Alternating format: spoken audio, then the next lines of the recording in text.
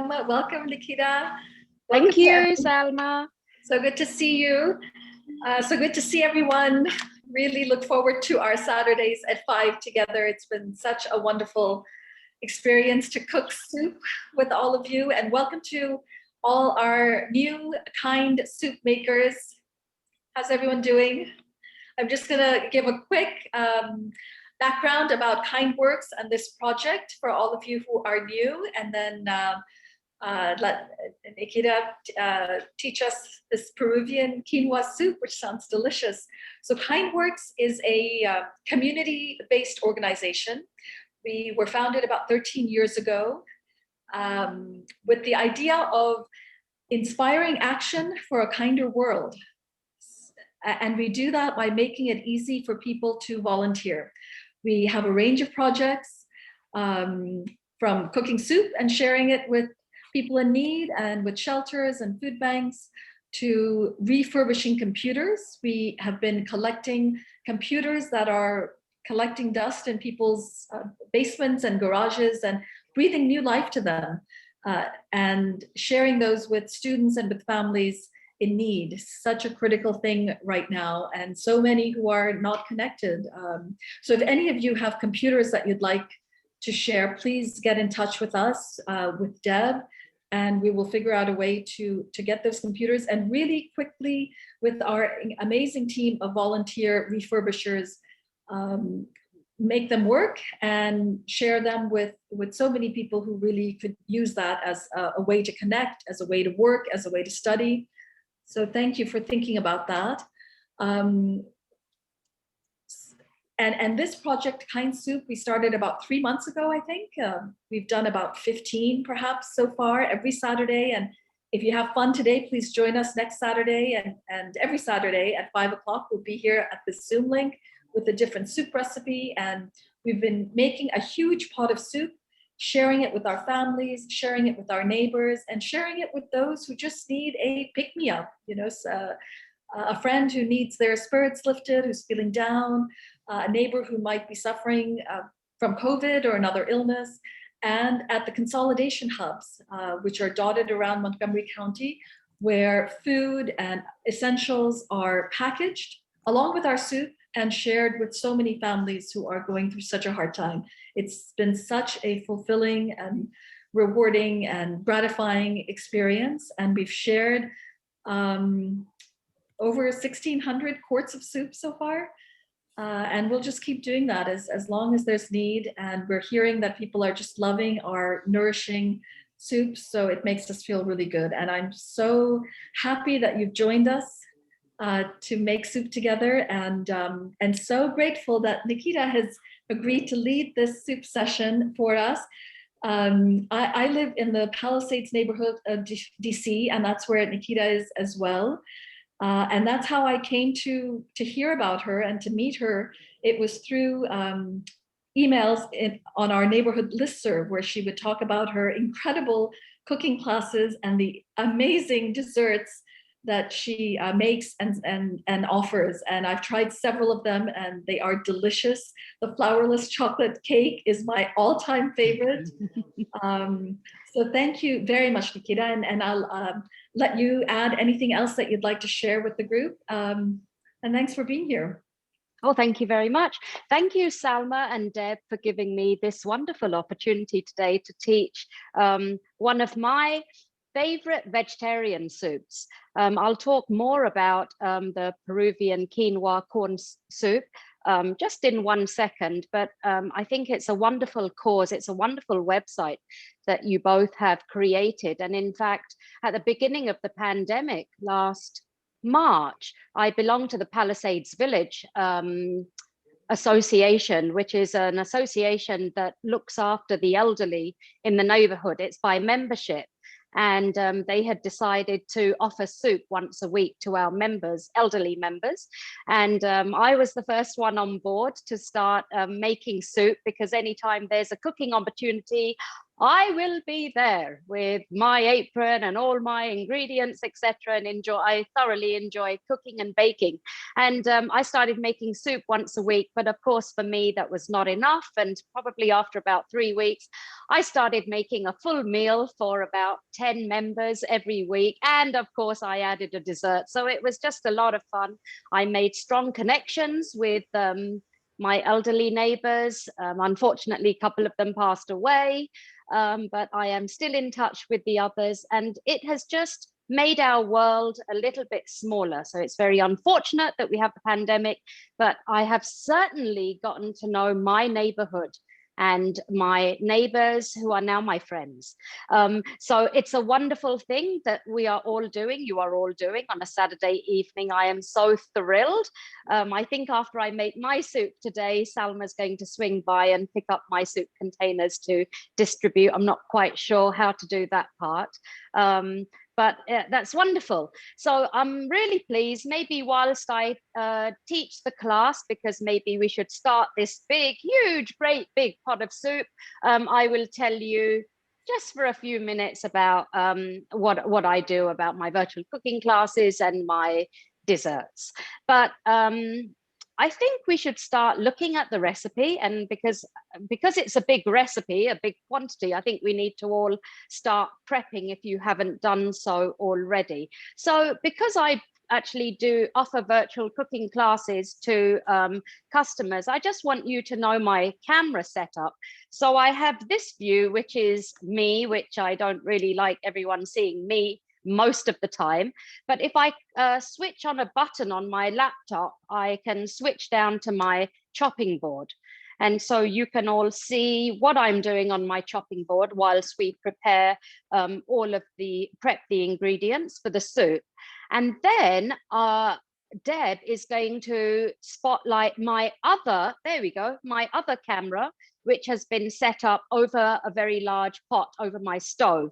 And you will see, once I switch over there, you will all start seeing how we're cooking the soup. But I know you're all pros, you've all been cooking soup for the last 3 months. And you probably now have acquired a really big pot and a really big ladle, and bulk buying your ingredients probably from Costco. So let's go ahead and start making this recipe.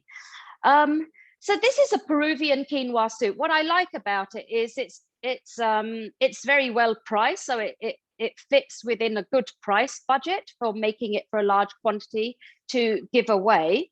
It does not have meat in it. However, it has quinoa, which is actually, when I do my virtual cooking classes, I always identify one ingredient as the star food ingredient for the class, and I will talk about that one ingredient. And today it is going to be quinoa, so I will be talking a little bit about quinoa just a little bit later on in the class. But first of all, let's just go through a little bit of equipment. So I'm sure everyone's got a really big pot out. I think this quantity is going to make approximately 16 cups of soup. So we need a really big pot. We do need a blender. So it could be a Blendtec or all the other brands, Vitamix. You can have an immersion blender if you wish and use that inside the pot straight away. That's not a problem. So we need a blender if possible, please. What else do we need? We need 12 to 14 cups of stock. So it can be chicken stock. I find chicken stock very tasty. You can see I'll talk about this when I get to it. These are my chicken stock cubes. So I have got 12 cups of chicken stock in a big pot that is quite hot and close to quite boiling hot with the lid on it. So when we add the stock, we don't reduce the temperature of the soup by adding a cold stock. So it just kind of speeds up the cooking process a little bit. So we do need that. So if you don't have that handy, get that handy. And also we'll need about 2 to 6 additional cups of just plain water, which if you have a kettle like I do, because I'm British, I always boil a kettle before I start cooking. So I've boiled my kettle for the hot water that is needed. Of course, it depends. I'm not sure how much everyone's going to add. for the water, because I don't know how high your heat is going to be when you're cooking the soup and boiling or simmering the soup. But, you know, I think we will all understand the consistency once we start making the soup. So why don't we start going through the ingredients list? So, you know, we've got the olive oil, which I've placed by my stove. We need 2 medium onions. I've cut 1 onion because it makes my eyes water, and then my mascara waters, and then I don't look so great on screen. So I've cut 1. I will be cutting another shortly. I have 4 bay leaves here. So we need 4 bay leaves, and we need 12 cloves of garlic. So I did actually take the liberty of peeling the garlic, otherwise that would have taken a little while during this class, and that's a total waste of time. But I'll give you tips on, and I'm also going to be giving you tips on the way I prep ingredients, the utensils I use. So that's kind of fun. It seems like my customers enjoy that thoroughly, all the tips. So I will do that. So I have the 12 cloves of garlic. I have the ballpark 2 inches of ginger, which I will peel and chop shortly. I took out only 5 celery stalks because these are gigantic, as you can see. I'll give you tips on the celery stalks in a second. I have my 3 russet potatoes right here. I have, 2 cups of corn. So the way I write my recipes, I write the ingredients in order of use. So that's why you can see 2 cups of corn earlier on in the recipe, which we are going to be adding to the pot. And actually, that's going to get blended either in a blender or with an immersion blender and kind of turned into a little bit of a puree. And that's why I separated out the other 2 cups of corn, because they are actually going to remain whole in the soup. So every ingredient is in order of use if you're looking at the recipe. And I find that is really useful for my participants that take part in any class I'm teaching. So then we have the quinoa. So I am using the white quinoa. Feel free to use any variety. They all have excellent nutritional value, very high in protein. I'll talk about that a little bit later on. I have 1 cup of edamame beans that I defrosted a couple of hours ago, but they're going to boil in the soup anyway. So if they're frozen, no worries. You can just add them to the soup when we need to. And then we have all the spices.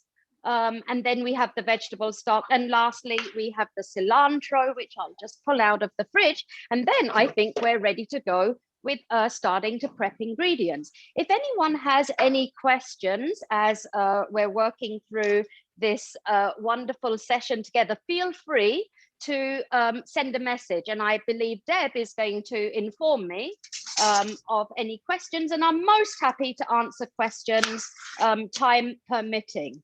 So what I'm doing now is let's start prepping all of the ingredients. So the best way to prep an onion is just to cut the 2 ends off, because by cutting the ends off of a vegetable, you kind of square off the vegetable and it's easier for them to sit on the chopping board and they don't roll around.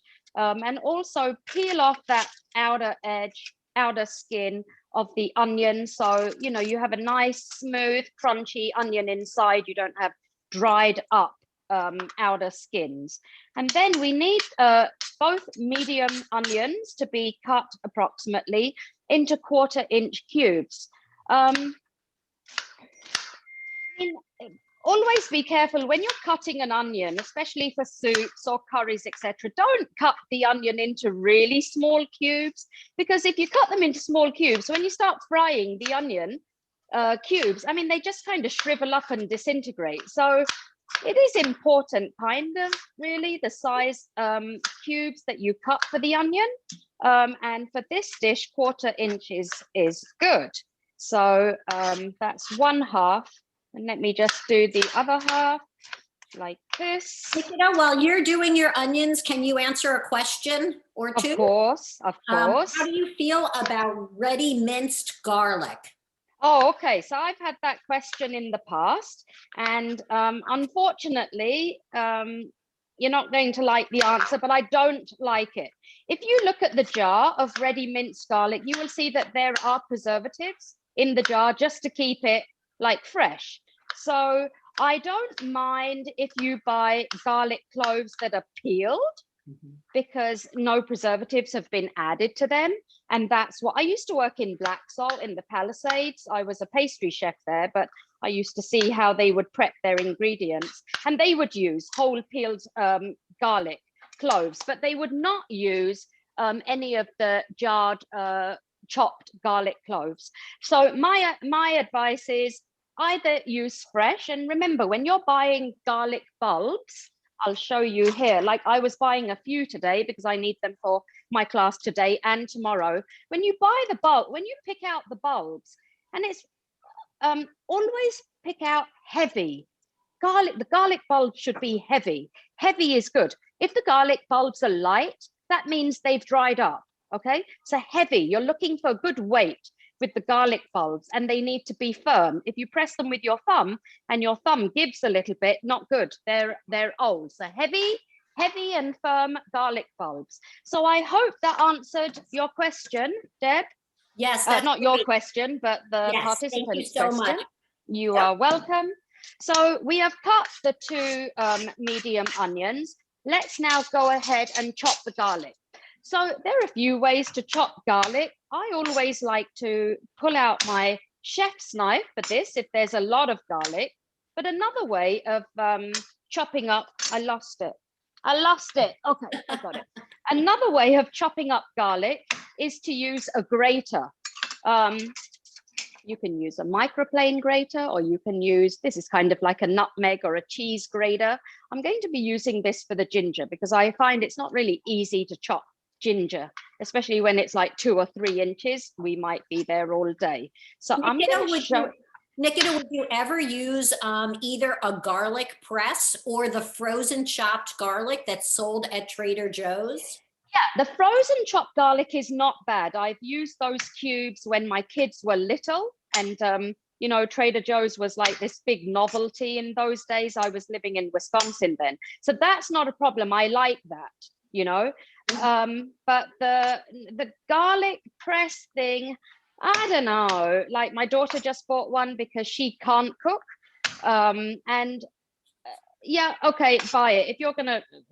The thing is, who's going to wash all these equipment? You know, I'm the cook, I'm the dishwasher, I'm the cleaner, I'm the everything, you know, under the sun. So I always think about efficiency when I'm cooking. And of course, the less equipment we use, the easier life is going to be. I mean, I wish I had a dishwasher, like a human dishwasher, that would be great. But, you know, after I've cooked 2 or 3 dishes, I'm the one that's going to be washing everything. So yes, you can use a garlic press thing, but then I think all the garlic gets stuck in, I don't know, it's not my thing, but I'm not discouraging it either. If it works for you, it's perfectly fine. But I think it's going to take, I think I can probably chop 15 cloves of garlic faster than someone can use that garlic press thing, because you still have to peel the garlic.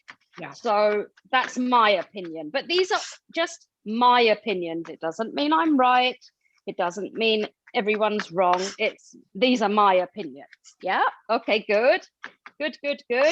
So this is an easy way to chop a lot of garlic using a chef's knife and doing like a kind of a rotating, I can't remember the word, motion, where you keep your finger on one end of the knife and you swivel the rest of the knife around in a 90-degree angle. So anyway, the garlic is ready.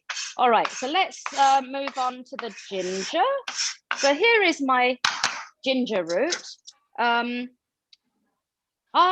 I do like peeling my ginger, so let's cut off the 2 ends of the ginger. Let's hope it's a nice piece of ginger. I had to buy this in Safeways. Normally I buy a lot of ginger from the Asian grocery store, which is so cheap. So see how I cut the 2 ends off of the root ginger, and now I have squared off my ginger root, and now I can stand my ginger root on its bottom, and I can I don't like this piece of ginger. Hang on, let me get another piece out. That's not good. And Nikki, while you're getting out some more ginger, there's another question. Sure. Oh, actually, now she tells me it's too late. Marge was wondering, because she's trying to get ahead of us, if she Okay. could put her carrots in with her celery, or does she need to wait with the carrots? Well, the carrots are not going to be blended, so it's not. So no. Yeah, no, For she needs this, to wait. yeah, Okay. yeah, you need to Very wait. The celery is actually going to be blended. Yeah. Yes. So that's why we're doing it in that order. So anyway, Thank you. okay, no problem. So this ginger root is a little bit better. So it's not terrible, terrible, terrible. Is there a way Okay. to tell when you're buying ginger, like you taught us about the garlic? What are we looking for when we buy ginger?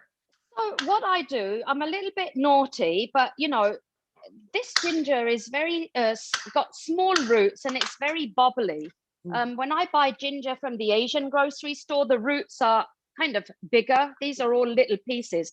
But when I buy ginger, I try and buy long, straight pieces of ginger. I try not to buy ginger root with all those bobbles stuck on the side.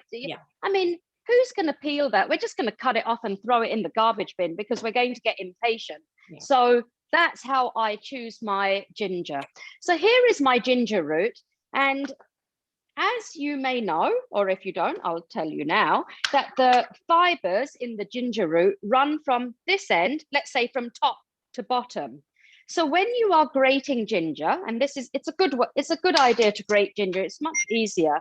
If you hold the ginger root in your hand like this, and don't grate it against the fibers, no, grate it on the side and just keep turning the ginger root, and it'll be a lot faster. Now see how, I mean, it's literally going to take me 10 seconds to grate 2 inches of ginger. And once in a class I had a lady, but these were when my classes were in-house, 20 minutes later, because I'd asked her to grate the ginger, 20 minutes later she had grated it, and I'm like, right, okay, let me show you again, you know, nicely, like this is how we go, just fast. So hold the ginger root really firm in your hand and just press down hard on the grater and just grate away. Right, I say this in every single class. These are the fibers from the ginger root that were left on top of the grater. I don't throw them because there's a lot of juice in them. So you will see me squeezing that juice into the soup a little bit later on when we start cooking the soup. Okay. Would you ever use the frozen ginger cubes? Yeah, that's not a problem. If it's Trader Joe's, or that's not a problem. I just don't like that jarred chopped garlic. Yeah, you know, I just don't like that. So what I'm going to do, the last thing I'm going to do right now, before I continue prepping the other ingredients, is let's just cut the celery, and then we're going to start cooking. And then whilst the onion and the garlic ginger are cooking, and then the celery and the corn, we can chop up the russet potatoes and the carrots, which are going to take, you know, another 5-7 minutes or so. So here's the celery root. I've read, and I can't remember the full list right now. Anyway, I'm cutting the ends off, but I've read that celery, it's always good to buy organic celery. Because it just has a lot less, it's grown in a lot less chemicals, apparently. Same with blueberries, and I'm sure many of you probably know the rest of the list, which I can't remember accurately right now. So celery, good idea to buy organic. And also, good idea when you're prepping celery is to cut the 2 ends off. You can see that, right? Cut the 2 ends off, and it just these are really long stem stalks, and then it's easier to peel. And I do like peeling the outer skin off of the celery because I find it quite stringy and fibrous. I don't peel the inside because I can't get to it with my potato peeler, but I do peel the outer skin. So I'm quickly just going to do that into my sink right here, and always mind your fingers and your nails, because the potato peeler, this is all from experience, will cut into your nail or your finger.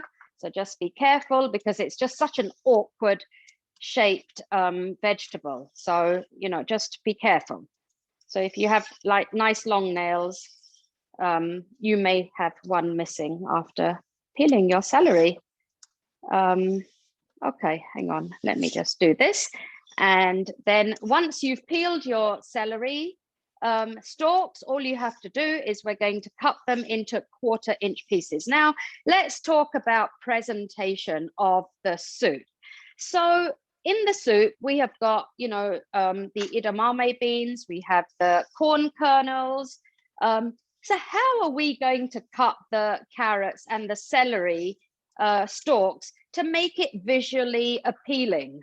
Well, I think it'll be a good idea. So I don't think it will look nice if we cut the celery stalks into 1-inch. Actually, it doesn't really matter for this part because we're going to be blending. So celery stalks don't matter, but my suggestion is that we cut them into, let's say, 1/4-inch pieces, please, because that will make it easier for them to kind of melt and soften along with the onions. All right, so now that we've done this, I think we need to start cooking the soup. So we need to turn on our big pot. Let's start heating our pot up. We always heat our pots up before we add the oil. So why don't we turn our pot on? And Deb, I'll tell you when I want you to transfer to my other stovetop for you. So whilst that is warming. So now let's make sure we take the right ingredients to the stovetop. So we need the olive oil, or any kind of cooking oil, no problem.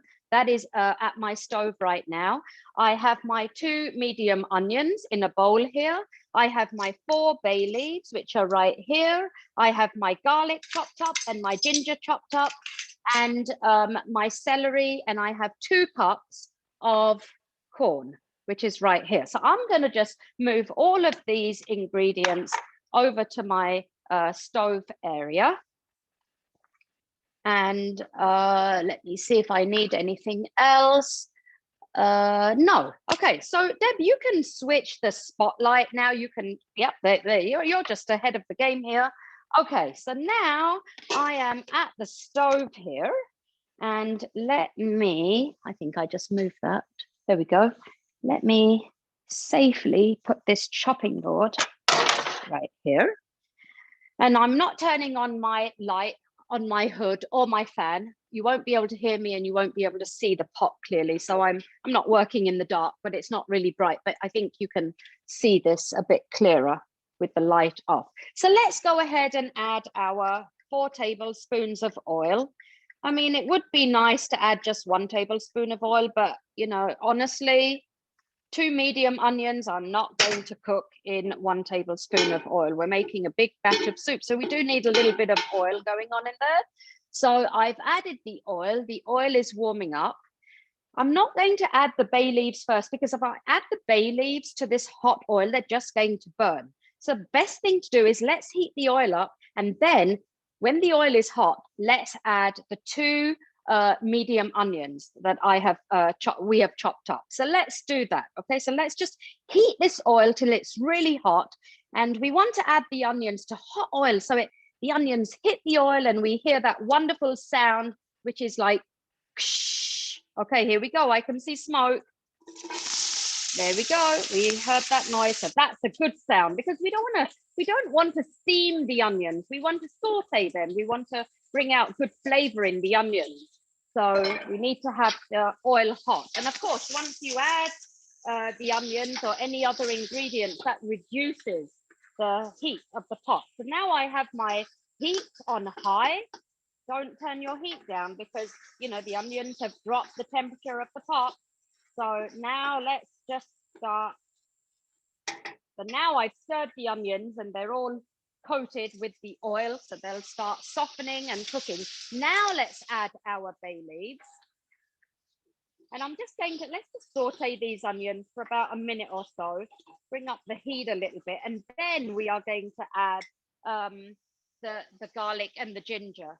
The idea for this soup is actually to not brown the onions. We're not making a curry or a stew, but just to kind of soften them and make them nice and translucent and soft. Now, a little tip, if your onions stick to the bottom of your pot, just feel free to use a tablespoon or 2 of boiling water. A tablespoon or 2, not more than that. If you add more, then you'll start steaming the onions. We don't want to do that. But if you add a tablespoon or two of water, it will help kind of de-stick the onions. Okay, so so feel free to do. I do that a lot when I'm making Asian dishes, Asian curries. So even now, the juice from the onions has kind of been come out of the onion. So I just need to evaporate that juice before I add my garlic and ginger. So let's just, I have said add all of it in one go, but I need that liquid to just kind of evaporate just a little bit. And once it does, then we are going to add all the garlic and ginger. So right now, it doesn't matter what the dish is looking like because all these ingredients are going to be pureed in the blender. So I'm not worried about like the looks of them. So now let's add all of our garlic. So in goes the garlic, in goes the ginger, but not the ginger fibers. I'm going to squeeze that for juice or whatever it's worth. Usually I end up with more fibers than that. Maybe I think this is a slightly different variety ginger that I bought in Safeways. It's not as fibrous, which is a good thing. So let's just keep the onions, garlic and ginger moving a little bit so we don't want to burn the garlic and ginger. Garlic gets a little bit bitter, as we know, if it burns. So let's just stir that up. Keep your heat on high. Let's just keep the heat on high and give it a good stir. So we're going to do this for a couple of minutes. And then once we add the celery and the corn, we're going to turn the heat down and I'm going to switch back over to the chopping board because I need to start prepping the other ingredients. And so do you, if you haven't already. And we'll just let the celery kind of soften along with the onions. And once that's happened, then we're going to blend this mixture. So this is good. Oh, I might just turn the fan on just for a couple of minutes just to get rid of the fumes a little bit. Okay, that's good. That's enough. All right. So this is nice. Now, if if the onions really do start sticking, if you've been a little bit stingy with your oil, just add a little bit more because onions need oil to fry. There's no two ways around it, really. I'm happy to take a question, Deb, if anyone has a question, because I'm just stirring right now. There is one, and somebody's asking, Cheryl's asking you about your thoughts on using Teflon coated pans and pots. Oh, I see. Okay. So when you're trying to soften onions or brown onions for an Asian curry, for example, I always tell my students in my classes that we do not use non-stick pots. Non-stick pots cannot produce a nice browning of onions and the garlic and the ginger and the tomatoes or the bell peppers. So I have a Teflon pot here, which I have put my stock in, and I'm okay with that because I'm just heating water. So my opinion is use a non-stick pot to steam vegetables, to make rice, because rice is a bear, it can stick, although you can also use a rice cooker like I do. Yes, frying eggs, please definitely use a non-stick saute pan. But if you're trying to develop flavor in a dish, I suggest you use a stainless steel pot like this, or a Dutch oven like a Le Creuset. That will give you good flavor and browning of the ingredients in the pot. Okay, so now let's go ahead and add the chopped celery. So in that goes. So we want this celery to soften in the soup. So let's add that. Let's turn the heat up on high for 1 second. Let's just give it a stir. And you know what? Actually, while that is softening, I always like seasoning along the way. So let's just add a little pinch of salt. And you know, when you add salt to onions, the moisture, it actually pulls the moisture from the onions, but no problem. But it is always good to season as you go along, you know, sometimes. So that's looking good. I hope everyone can see inside this humongous pot here. So now we've done that, let's add 2 drained cups of sweet corn, or if your sweet corn is frozen, I mean, it's perfectly fine. It just might take a couple more minutes than everyone else to defrost in this mix, but let's just give it a stir. And let's just, now the goal is to just soften the celery slices and the onion a little bit more. And I have now turned my heat down to low. And whilst I'm preparing the other vegetables, I'm just going to intermittently just swing over here and just give this a stir. So that's what I'm going to do. So just low heat. I always say, if you want to have your stove on high heat, do not visit the bathroom, go and pick up the mail. No, high heat means you need to stay by the stove. And if your heat is on low or simmer, you are allowed to leave the stove. Then you will not have accidents. And of course, I've had lots of accidents, but you live and learn. So this is good. So now let that celery just soften a little bit more on a kind of on a simmer, not a really low simmer or we'll be here all day, but a good like low medium simmer. And then I will be stirring that. Okay, so Deb, let's switch back to the chopping board and let's go ahead and prep more ingredients. Here's a little tip for everyone. This chopping board I bought, it's an Epicurean chopping board. I just bought this last week actually because my other one was just really old. And it was kind of moving around on the countertop. So one way to solve that problem is just take a piece of kitchen towel and just wet it, dampen it, and put your chopping board on it. And the chopping board, it doesn't move at all. So that's kind of cool. Right, so now what do we need to do? We need to chop and peel. I hate doing carrots, but to make it easy, let's cut off the 2 ends of each carrot. That will make it easier for us to peel the carrots. Let me give it a stir. Can I ask you some questions while you're stirring? Yeah, of course, Deb. I'm going to be cutting the carrots, no problem. Okay, somebody's asking, Lisa's asking if we're going to be taking the bay leaves out at some point. We are going to take the bay leaves out before we blend this mixture. So the mixture that's in the pot right now, we are going to blend it in about 3 to 4 minutes. And then we're going to add back in the bay leaves because the bay leaves will continue then to give a good flavor, but we don't really want to blend the bay leaves, right? Okay. Yep. So we are able to remove the bay leaves, so we will do that. Okay, terrific. And then Kelly said that she accidentally put the carrots in with the celery and corn, and she does not have an immersion blender. Is this step necessary? And what will happen if you skip the immersion step? No problem at all. You're just going to have a chunkier soup, Karen, and it's not a problem because guess what? It's your recipe, and you intended it to be like that, right, Karen? Yeah. So yeah, no problem. Yeah. No problem at all. No problem. No problem. A quick thing about bay leaves.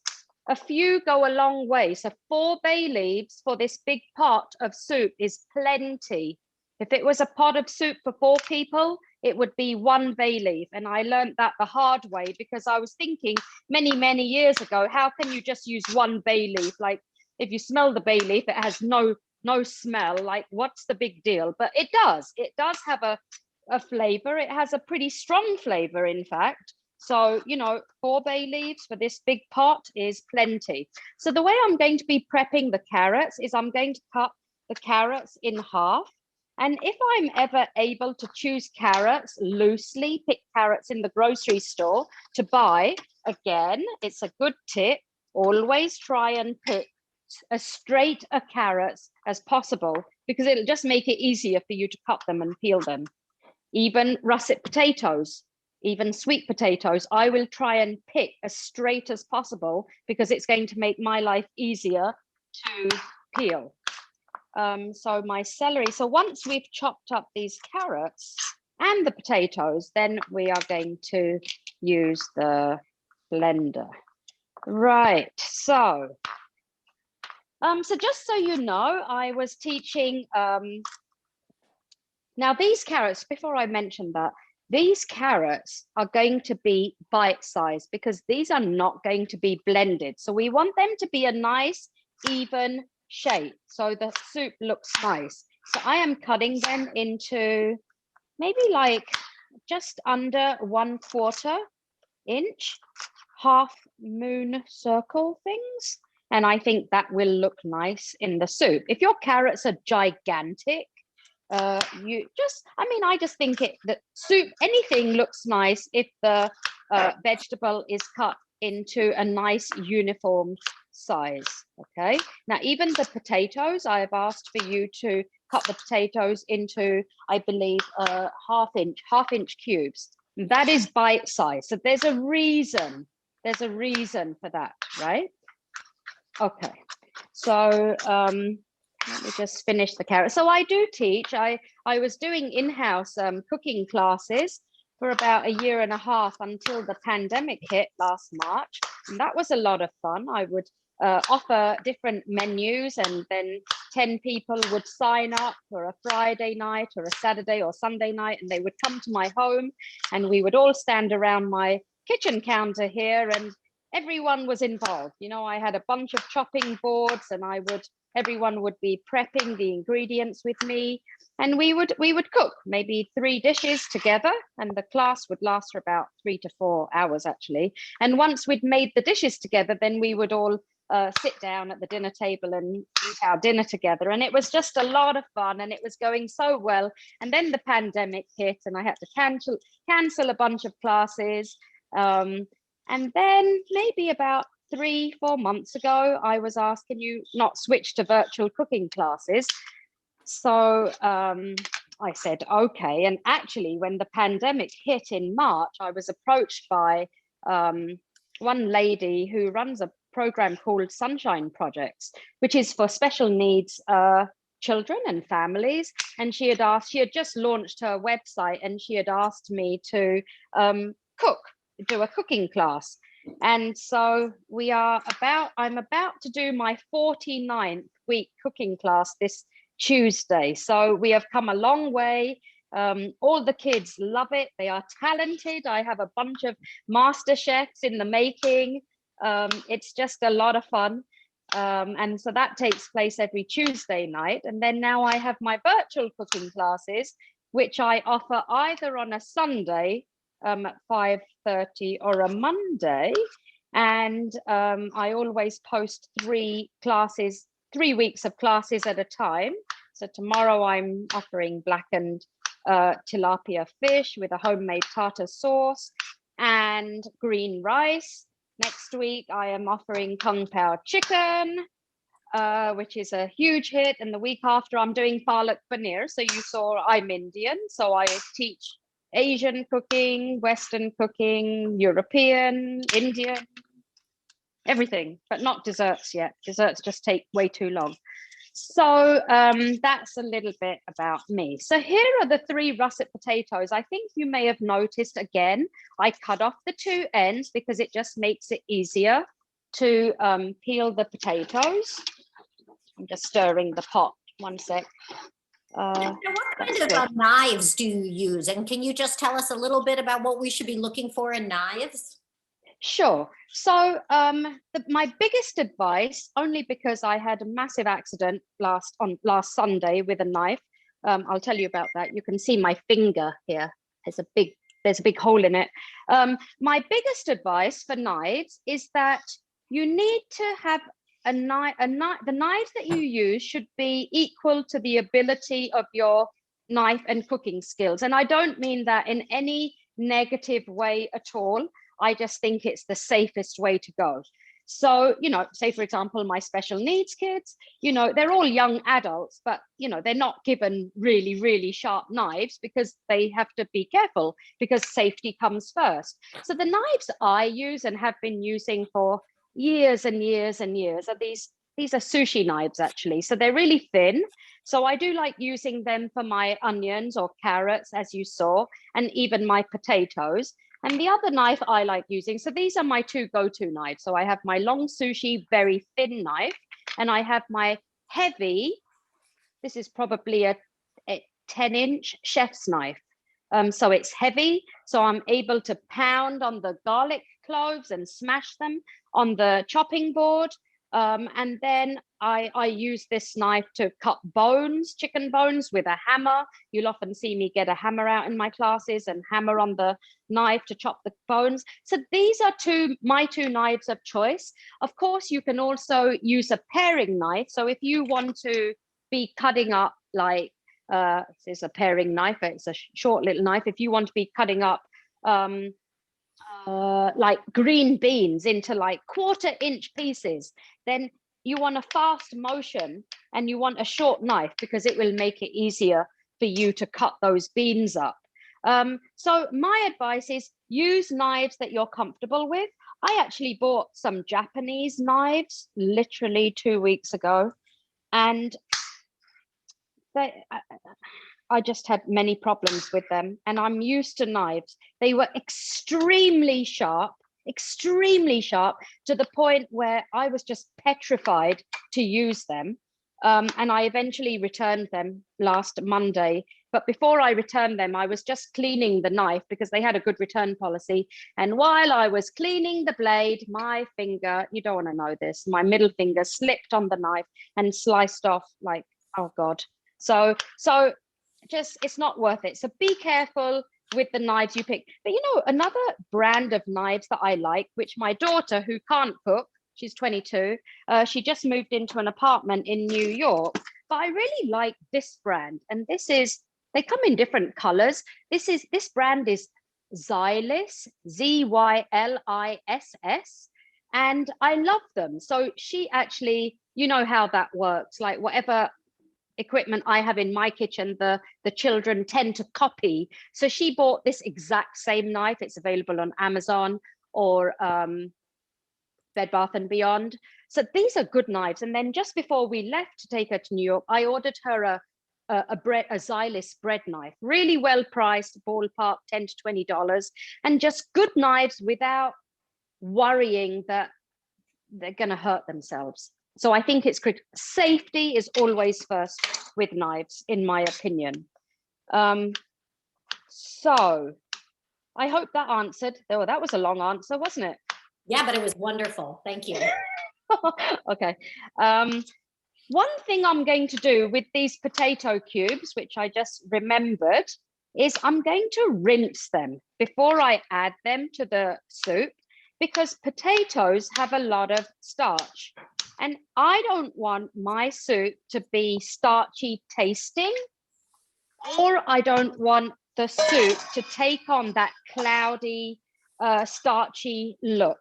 So I am going to just get a colander out, and I'm going to put all the cubes into the colander. And you can see that there's a lot of potatoes. And why are there a lot of potatoes in this soup? Because in Peru, they have about 500 varieties of potatoes that they grow in that country. And also quinoa is grown, and corn, varieties of corn are grown in Peru. So hence quinoa, corn, potato soup. I mean, the cuisines offer, their food and their recipes and their dishes are dependent on what's grown in their country or their region. So that's the reason. So see how I'm cutting the potato into 1/4-inch pieces, because they are bite-sized, and the soup will look nice. So let me I don't want to spill this again. Let me just cut these up. Maybe I won't talk for about 3 seconds. Let me just cut this up. Hope everyone's doing well with the soup. Let's see, I can't see everyone, but and most of the time I see ceilings anyway. So that's actually a good sign, because then I know those people are cooking. Any other questions, Deb? Yeah, somebody's wondering what your favorite cooking show is. Oh, well, the funny thing is, years ago, 20 years ago, I used to watch loads of cooking shows when I first came to America from England, and when my kids were little. But now I don't really watch that many, but I remember the cooking. I do like Emerald Lagasse. Of course, Martha Stewart is, you know, like, I know she's dead serious, doesn't smile, but I have many of her books. And when I entertain, especially many years ago, I would use her books and recipes. I like her. She's straightforward. She's no fuss, but just time and tested recipes.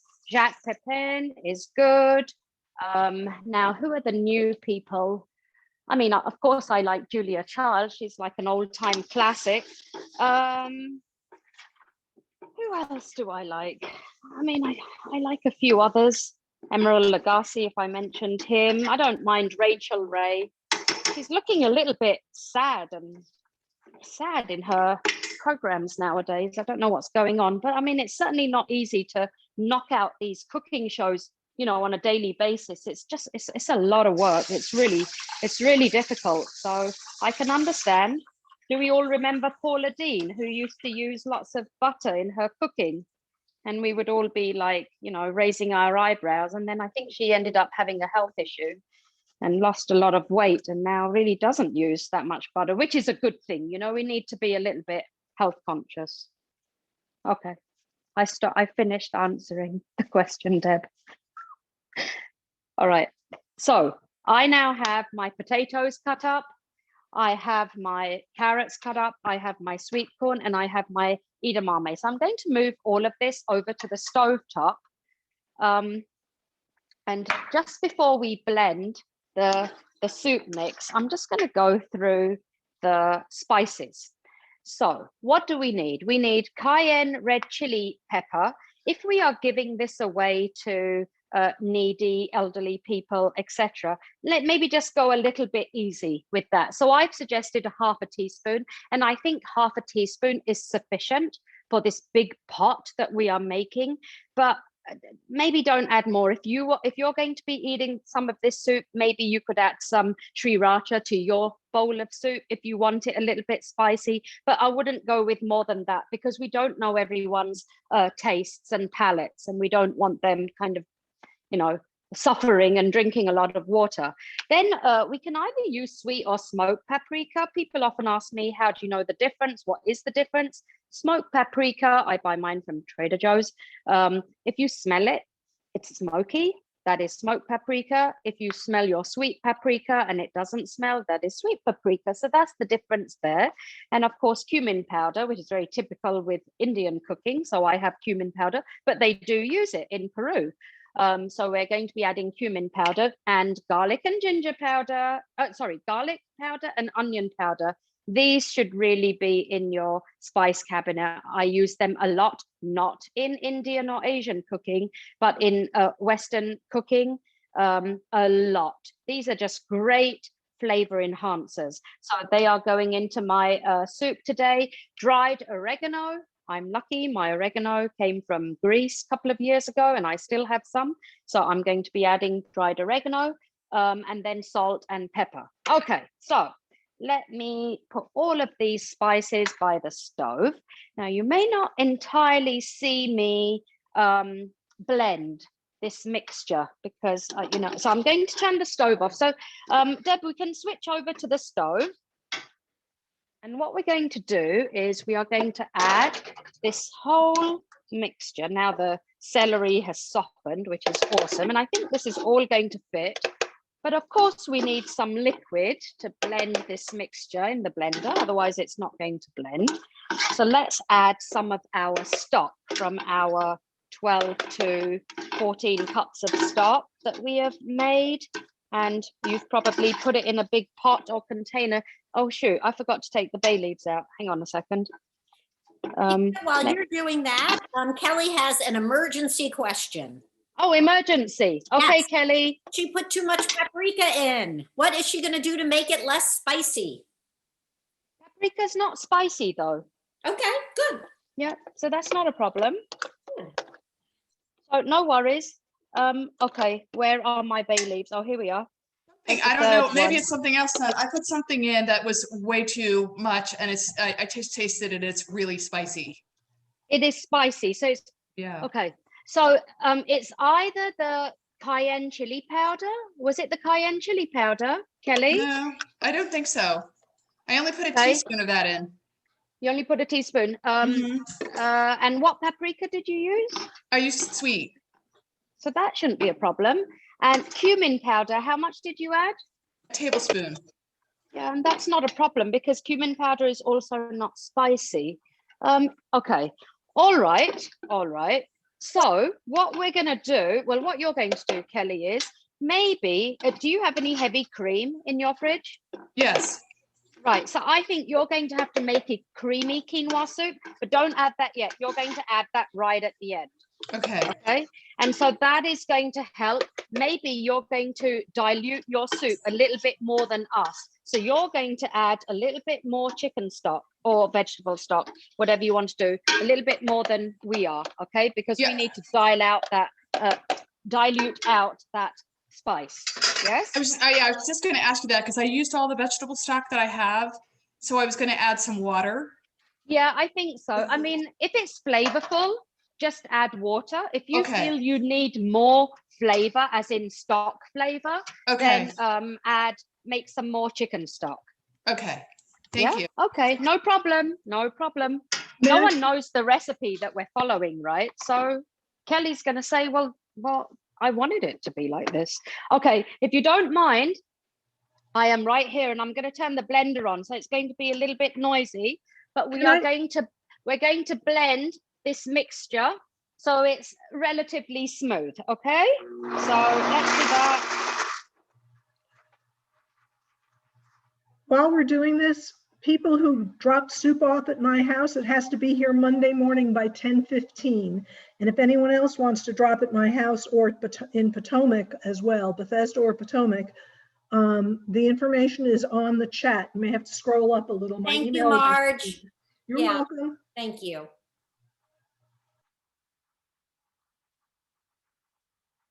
Okay, so I'm still blending, guys. We need to make it relatively smooth. I mean, it doesn't matter if it's a little bit bitty, no big deal. It just adds nice texture. But here we go. Yeah, it's still got it's a little bit bitty. So you can see I'm pouring it back into the pot. And let's use some chicken stock to rinse out this blender jar. Let's not waste what's in there. So just add a couple of ladles of chicken stock and let's just blend it. And actually that's the way to wash the Blendtec. I'll tell you in a second. So I remember when we bought this Blendtec from Costco, the guy said, once you've made a smoothie, then add 1 inch of water and a drop of washing up liquid and blend it. And that's how you easily clean your blender jar. All right, here we go. So now we've somewhat blended that mixture. It's gone back in the pot. Let's add back in the 4 bay leaves because they will release more flavor. And now let's add the carrots, and we rinsed the potatoes, so we got rid of the starch, so that's a good thing. So let's add the potatoes.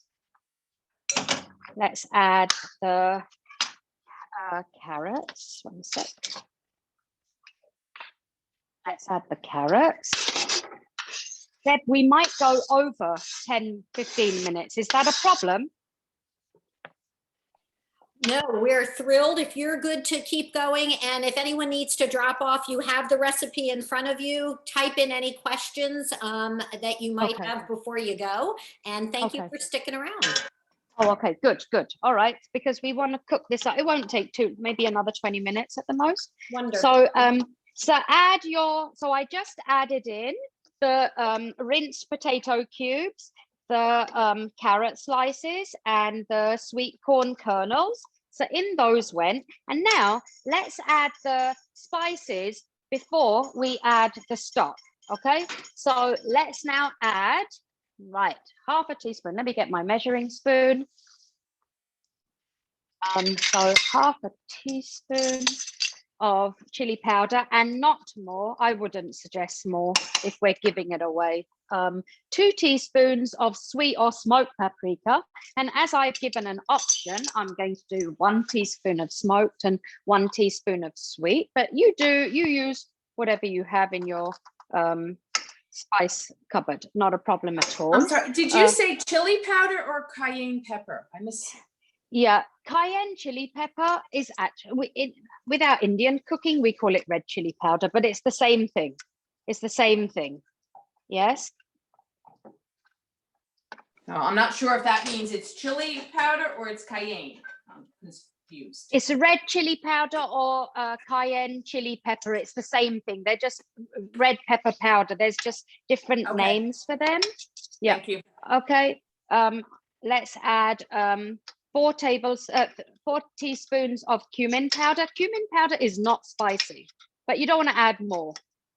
So 4 teaspoons of cumin powder went in, 1.5 teaspoons of garlic powder. So in that goes 1.5. 1 teaspoon of onion powder. Let's put that in. And 2 tablespoons of dried oregano. Let's add that. So we had this quinoa soup. Probably we went on a tour to Peru and we had the quinoa soup every single day for I think the 7 days in every single restaurant as a starter. And each quinoa soup was actually quite different. You know, they had a variation going on, which was kind of interesting. But that's what normally happens with me and probably many of us. We go to a country and we eat all of their different cuisines and recipes and dishes, and then we come back and I'm desperate to come back because I want to start replicating the good dishes that I had. So this was one of them. So this, I don't remember when we went. I think I put it in on the website. I can't remember, but thoroughly enjoyed it. Thoroughly enjoyed their fresh produce markets, which are just like stellar, you know, just beautiful. I wish we could have markets like that with fresh produce, just marvelous. All the different varieties of potatoes and tomatoes and corn. Anyway, so now I've added all the spices. Let's just quickly add in the edamame.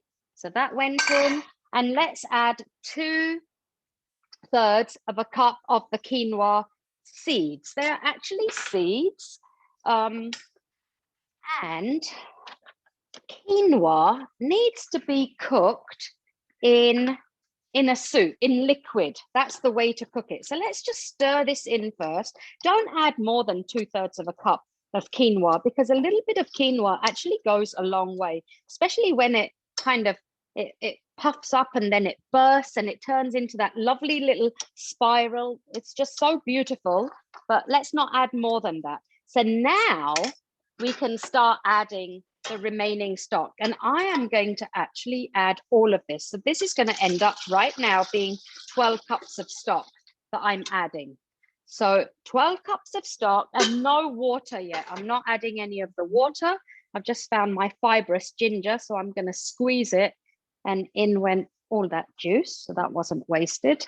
And now let's give this a good old stir. So now what we're looking for with this soup is we need quinoa to cook, which will take about 15 minutes. We need the potato pieces to be tender but not fall apart.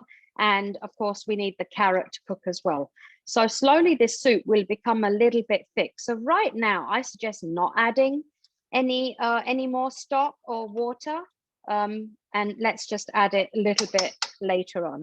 So let's just bring this to a boil. Deb, does anyone have any questions? Let's see, Jane asked no edamame, but we've done that, right, Jane? What was the green she just added before the veggies? I don't know. What was the green she added before the veggies? Yeah. No, edamame. Okay. Yep.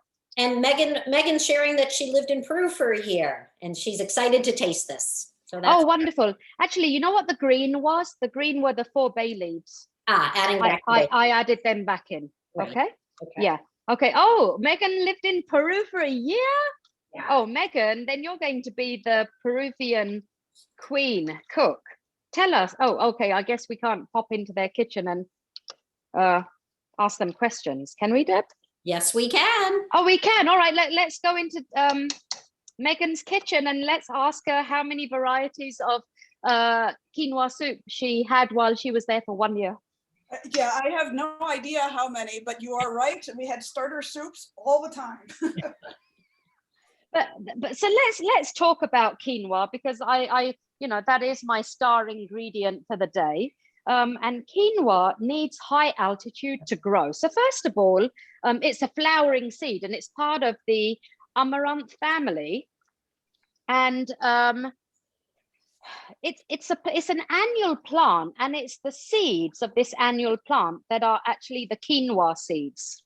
And quinoa is actually very rich in protein. Actually, it's got, of the seed, 14% of the seed is protein. So that's why the Peruvians, this is actually their main source of protein. Number one, it's inexpensive and inexpensive compared to meat. So this is their main source of protein, the quinoa. And again, I said it's grown in high altitudes, but it's high in protein, it's high in B vitamins, dietary fiber, and minerals. And these amounts of nutrition are not found in any other grain.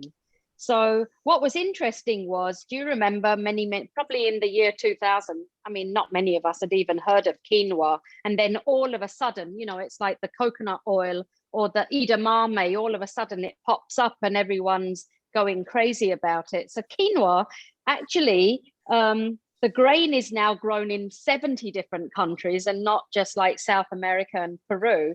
And the quinoa crop prices tripled between 2006 and 2013. And that kind of makes sense because that's when it suddenly hit our American markets. But it's a great alternative for protein, in my opinion. My daughter's vegan, so I always bear these kind of things in mind. And this is what I find really fascinating. Well, first of all, quinoa's years old. So between 5,000 and 7,000 years ago, they were feeding livestock with quinoa. And then human consumption began about 3,000 to 4,000 years ago. So this seed has been around it's ancient. It's an ancient grain. It's been around for centuries. But this is what I found most interesting about quinoa, that it was actually chosen as an experimental crop in NASA's controlled ecological life support system for long duration of human occupied space flights. So maybe quinoa is on its way or is in Mars right now. Well, isn't it one of the few, I think, or maybe the only complete protein that's a plant-based protein in and of itself? Because rice and beans go together to be a complete protein. But correct. Individually, right? Yeah. No, but then you have like chickpeas. Chickpeas are high in protein. So I don't know what makes a protein a complete protein. Oh, I see. Oh, I don't know. Yeah, I don't know. But what I like about the quinoa is, but you have to add it to a liquid to cook it. But once you can even cook it like you cook couscous, and then of course we've seen it sprinkled on salads, but it does need a liquid to absorb and kind of pop open. But I know every time I cook with quinoa, I hope my hair doesn't catch fire, but I always tend to kind of put my eyes and face really close to the pot, because it's just fascinating how those seeds pop open and turn into these tiny little spirals. It's just really beautiful. So Nikita, I have a question from George about the chicken stock cubes that you are using. If you could explain that. Okay. All right. So when my participants take my classes, I think initially when I wasn't talking about the stock cubes, I would say chicken stock or use vegetable stock. I think they were going and buying the cartons of stock, and that's perfectly fine. But, I have a very well-stocked pantry, and unfortunately, I need to be a little bit careful with space. And once you open a carton of chicken stock or vegetable stock, you do need to refrigerate it. Refrigerate the remaining stock. So I do believe that if you buy carton stock, especially if it's from somewhere like Trader Joe's or Whole Foods, that it is definitely a more quality product. But for ease of convenience, I always use these bouillon stock cubes. I have chicken. Actually, this is interesting. I have chicken. I usually have vegetarian, but for some reason I can't get hold of the vegetarian stock cubes right now. I have beef, which I use for a beef stroganoff dish that I taught 3 weeks ago. And guess what? I found shrimp stock cubes in an Asian grocery store. So I found that fascinating. And so this is what I use. I know it doesn't have all the finest ingredients in it. There's a load of junk in it as well, I know. But just so you know, 1 cube you add to 2 cups of boiling water. So that's the ratio, if you can't read it without your glasses on. So 1 cube to 2 cups of boiling water, that's your ratio. So to my 12 cups of stock that I made in this purple pot here, I added 6 cubes of bouillon. Now, if you find that the stock is too, and remember, stock has got salt in it, sodium in it. So always be mindful of the quantity of salt you're adding. And maybe a suggestion is to just, of course, we're going to taste our soup when it's cooked, and then we will adjust for seasoning once it's cooked. But those stock cubes do have salt in them. And if you read the cartons, if you buy the cartons of chicken broth stock, vegetable stock broth, sometimes it'll say low sodium. So of course, sodium does give it a little bit of flavor. But anyway, that's what I use. It's convenient and it fits in my spice drawer.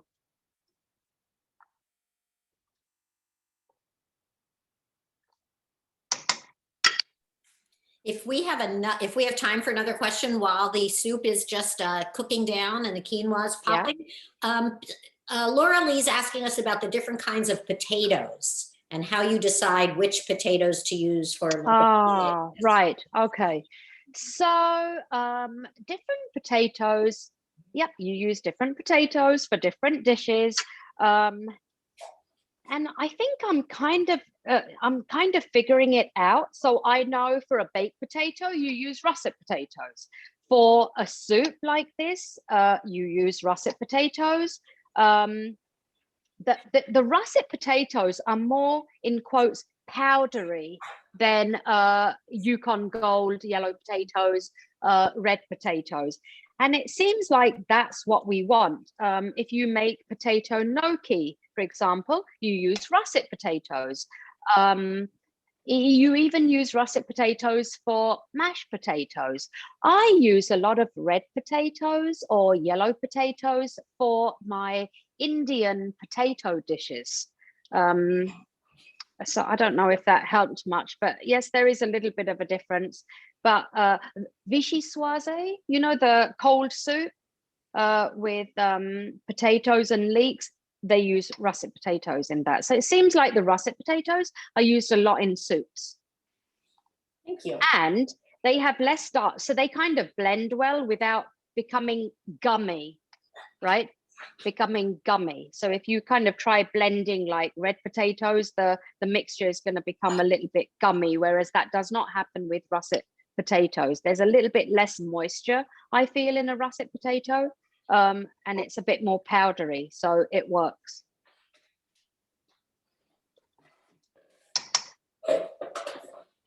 Well, I know we weren't authorized to taste our soups yet, but I just stuck a spoon in mine and it's delicious. It's so is it good?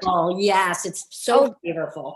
Oh, good. So now, if you think your soup is cooked, first of all, mine is not. My quinoa needs to pop more and it needs to become a little bit thick. You have to decide, first of all, let you check for the seasoning, guys. So if your soup is cooked, check for the seasoning, and you have options of adding additional oregano, adding, don't do chili powder, I wouldn't for this particular project. You can add some more cumin powder at this point. You can add a bit more paprika. You can add salt and pepper, which I need to add pepper to mine. So these are the options. And then of course, once the soup is ready, we're just going to add 1 cup of finely chopped fresh cilantro, which is little bit typical of the Peruvian cuisine. It's also typical in Mexican cooking and Thai, and of course Indian. So always check for seasoning before you serve your soup or your dishes, whatever you're making. But my heat's on high. I mean, we need to cook that potato. And I was going to say one more thing about quinoa. Quinoa does not last forever. Okay, so if you have quinoa in your pantry, after about 9 months to a year, the best way to know if it's good or not is to smell it. And if it smells a little bit like, I don't know if the right word, rancid maybe, it's not good and you have to throw it out. If you have a big enough fridge, I mean, for example, I keep all of my nuts in my fridge in the bottom drawer because they just, again, same with nuts, which are, they don't last forever and they become a little bit rancid. So I keep all my nuts in the fridge. It preserves the life of the nuts. And you can do the same with seeds like this as well. Even poppy seeds. I noticed my poppy seeds were a little bit not smelling good, so I threw them all out. So some of these seeds don't last forever, but the spices, whole spices, last for a long time. Once you grind, if you grind the spices or if you buy ground spices, they don't last that long a time, and their flavor reduces over time. So just some things to bear in mind.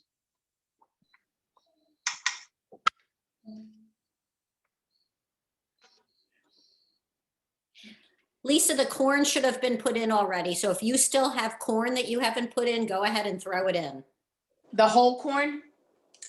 Yes, the whole corn. Okay, thank you. Missed that one. And Carol's asking, what do you think, Nikita, about the Himalayan pink salt, and when do you use it?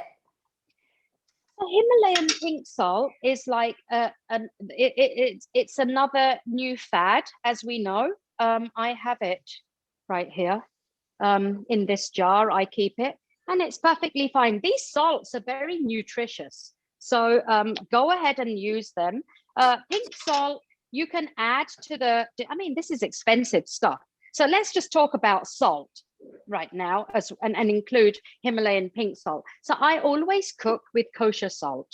Okay, so kosher salt is always in my salt pot next to my stove top, and that's what I cook with.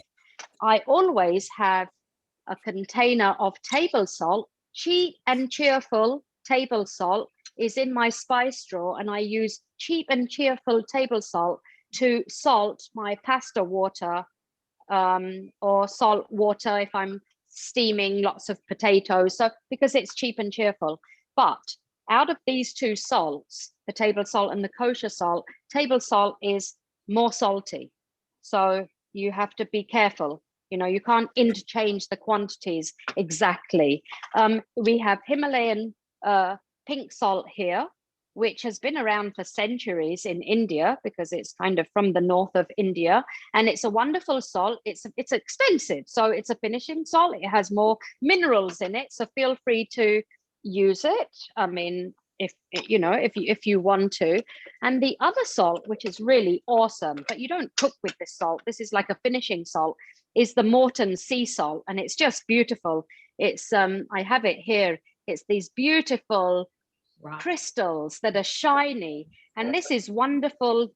I also use this as a finishing salt. So anytime you've made a dish, like you've baked fish or you want to sprinkle, I use this when I make like my caramel sauce, or I want to add some salt to my finished baked products. I will use that. You can use that on fried eggs, omelets, but it's a finishing salt.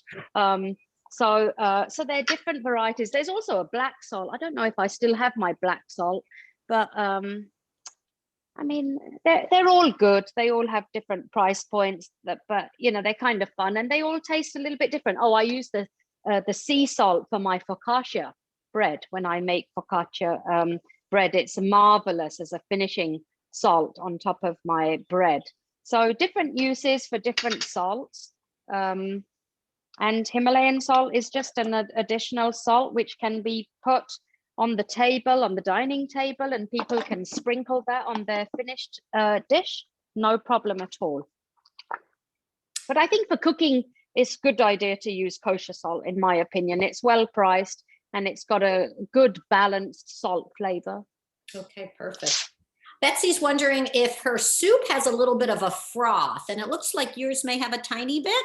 But if she's got a froth or a little bit of a scum on top of it, should that be skimmed off, or? We can skim it off. Yeah, we can skim it off to make it look more pleasing visually. Okay. And that's, I don't know where that's from. That might be from it's probably from the vegetables. Okay. It's my guess, from the carrots, actually. It's probably from the carrots.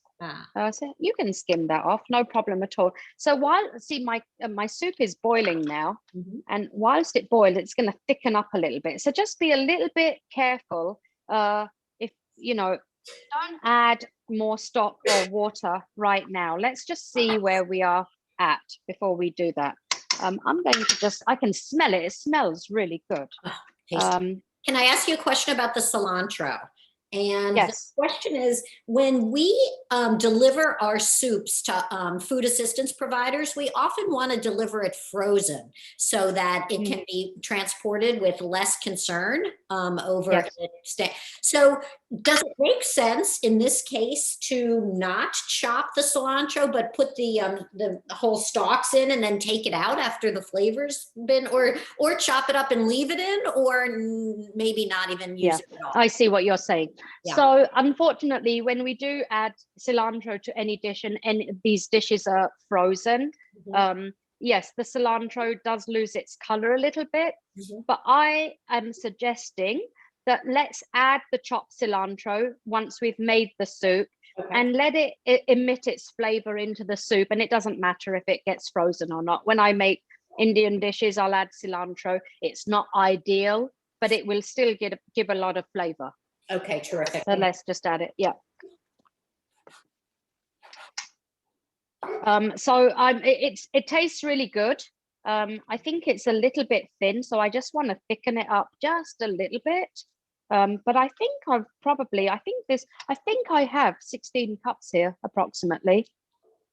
And I just want to cook it a little bit more. But I really love the combination. Has anyone else tried the soup, Deb? Are people liking the flavor of the soup? If people want to answer that question, feel free to unmute yourself for a minute and let us know how you're doing. Yeah, I think because the smoked paprika, it tastes a little bit like our Chilean vegetable soup that we made, right? Oh, really? That had kind of a similar flavor combination, I think. Oh, okay. Nice. I like it. You like it? Yeah, it's healthy. It's healthy. It'd be really good with a wedge of crusty bread with butter, of course, butter, and you dip the bread in it.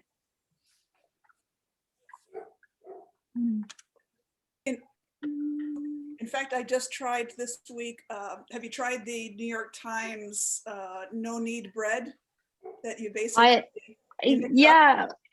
I mean, I do a variation of that, and it's wonderful. I made it just yesterday, in fact. It's wonderful. It's so much easier. I sold my bread machine 3 weeks ago because I hadn't used it forever anyway, but no knead bread is just marvelous. But I kind of Jim Leary's recipe, right? I think. But I'm not sure. Yeah, but I do a variation of that anyway. But it's wonderful. You really don't need to knead the bread. It's just amazing. So what do you vary? I've probably got a slightly different recipe. What do I vary? I use dry active yeast. I bloom the yeast, and maybe my quantities are just slightly different. And then what I do is I kind of mix different combinations of flour. So I make a 7 grain. This is I'll show you the French one I made yesterday, but I make a grain kind of bread, and I just use a little bit of, this is my French bread I made yesterday, but for the grain bread, I use a little bit of 8 grain Bob's Mill cereal. I use maybe 20 grams of whole wheat flour. A little bit of whole wheat flour goes a long way. And then instead of using just all-purpose flour, I'll use a combination of half all-purpose and half bread flour because bread has a higher gluten percentage in it. So that makes it a little bit more chewy, but light and chewy. So I do just a slight variation of what works for me, you know. Nice. Can I check in with Yusuf? Yusuf, will you tell us how your soup is coming along?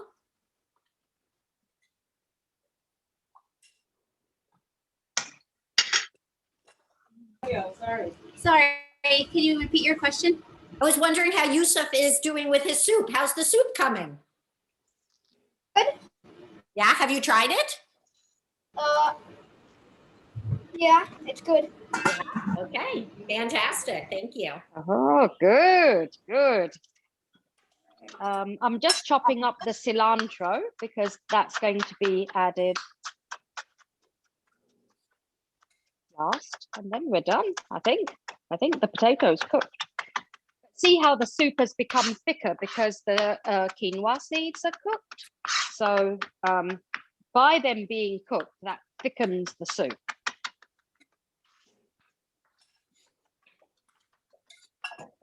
All right. Has everyone left, Deb? I can't see. Or is everyone hanging out still? Everybody's hanging out. Everyone's hanging out. Everybody is stirring and smiling. Oh, good. Yeah, That's good. Good. Well, I'm sure everyone. I was surprised about.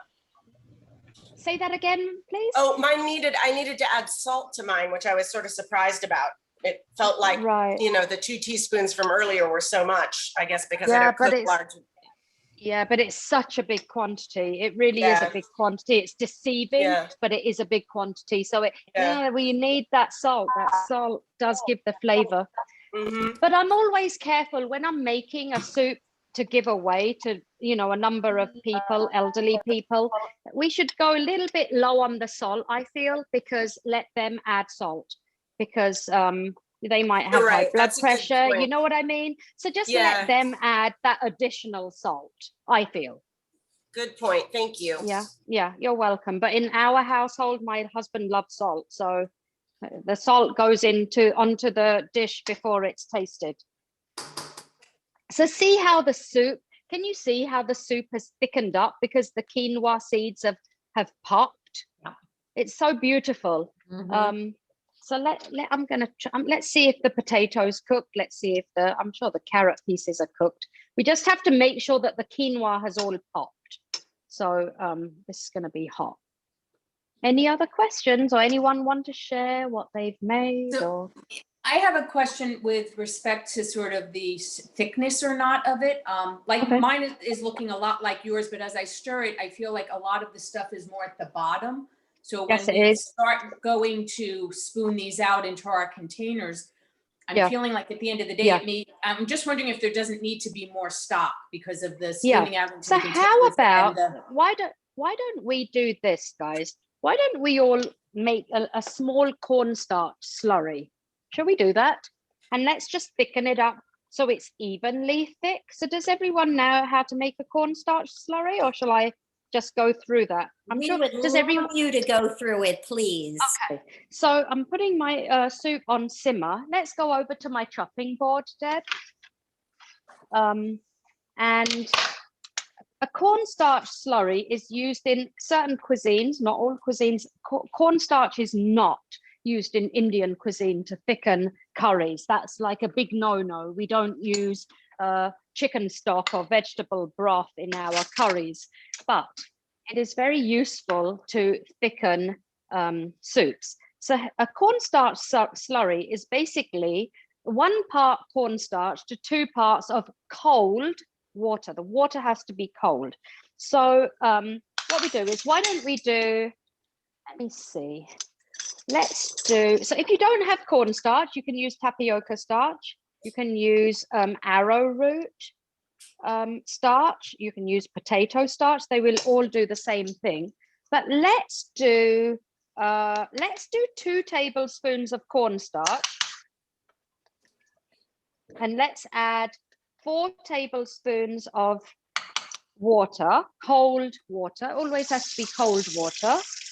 And let's mix that. 1, 2, 3. We may not add all of this. mix that with a teaspoon. So, because it's a little bit lumpy initially, but if you mix it, it will turn into a nice smooth, what they call slurry, cornstarch slurry. So this is now a slurry that we've made. Cornmeal is not the same as cornstarch. No, no, no. Cornstarch is white and cheap and cheerful. So cornstarch, you can use potato starch, arrowroot, tapioca starch. Okay.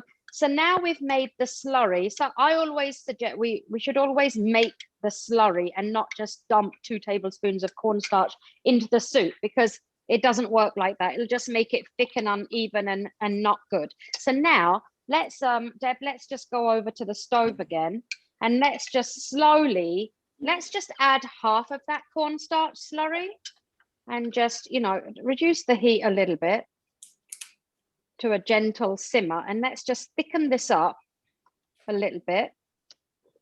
I understand what, I don't know who that was, but what she was saying, I understand what she was saying. And I agree that, you know, we want it to be like even consistency when we're giving it to people.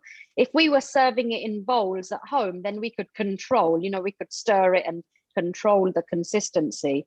So I will say this is Lisa, and I was the one with the question, but I actually thought it needed more of the stock, and you're actually thickening it, not making it looser.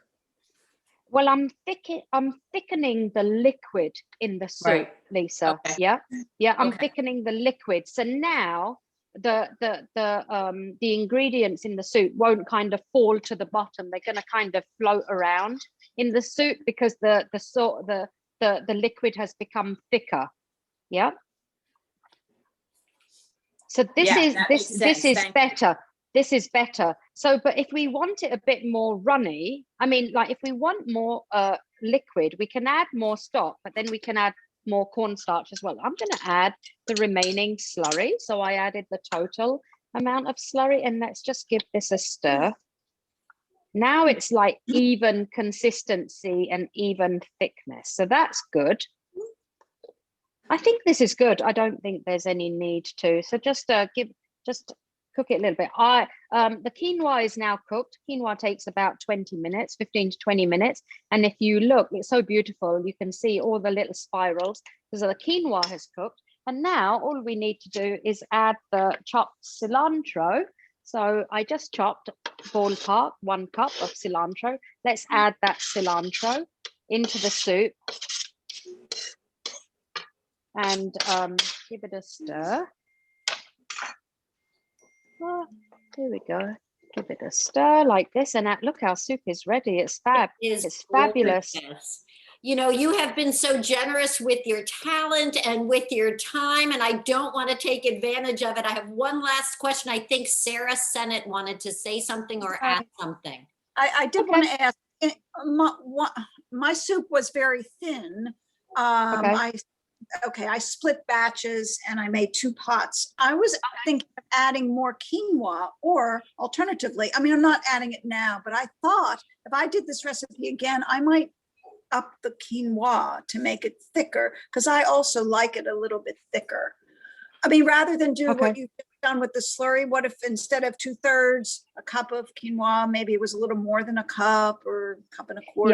Yeah, okay, it's not a problem. You can certainly add more quinoa, but I do remember when I came back from Peru, and the recipe I was following was like a 1/4 cup of quinoa, and I'm like, oh yeah, really? And I put in 1 cup of quinoa, and then I'm like, okay, I get this. So you can increase the quinoa, but don't increase it by way too much. Another thing you can do is if you want to use the potato as a start to thicken the soup, you can do that. So don't wash the russet potato cubes, and that will automatically thicken the soup as well.